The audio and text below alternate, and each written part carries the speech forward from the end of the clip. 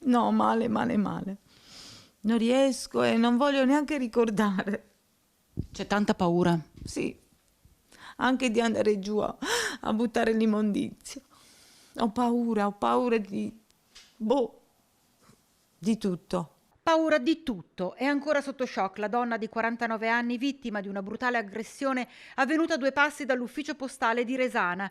Aveva appena prelevato al postamat di Piazzetta dei Donatori quando, dirigendosi verso casa, mentre stava attraversando la strada sulle strisce pedonali, è stata raggiunta dal malvivente, come racconta il nostro microfono, chiedendoci però di restare anonima perché ha il terrore di ripercussioni. Se me li chiedeva, io glieli davo, prendevo i soldi e glieli davo. No, che mi ha aggredito e mi ha fatto un danno morale, fisico e tutto. E non so quanto mi durerà, non so. Cosa che non si dimenticherà con tanta semplicità. Io non vivo più questi giorni, sto sempre col terrore. Ho paura di guidare, di trovarmi qualcuno avanti per la strada. Cioè, posso vivere così? Lei si era accorta della presenza di questa persona?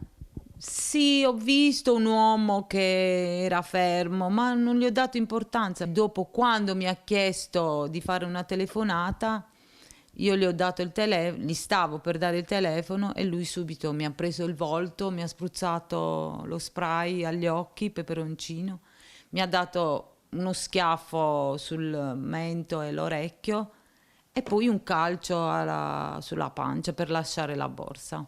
È quindi scappato in sella un motorino, ma è stato fermato dal marito della 49enne che nel frattempo la stava raggiungendo. Tra i due è nata una colluttazione, il rapinatore è riuscito a scappare a piedi dopo aver colpito più volte al volto con il casco il consorte della donna aggredita, riuscendo addirittura a cambiarsi d'abito.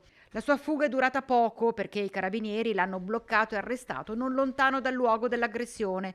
Lui, 31 anni, residente a Castelfranco Veneto, arcinoto alle forze di polizia, deve rispondere di rapina aggravata. È stato trovato insomma in possesso sia di soldi che sono stati restituiti alla signora e sia di altri elementi che ci hanno consentito poi di trarlo in arresto. Si muoveva con uno scooter, tra l'altro lo scooter è risultato rubato, quindi questo poi ci ha consentito, anche attraverso tutta una serie di ricostruzioni, di addebitare, chiaramente ancora siamo nella fase delle indagini preliminari, altre 2 rapine che aveva commesso sempre a Castelfranco nel mese di luglio con le medesime modalità. Se lo trovasse davanti, cosa gli direbbe?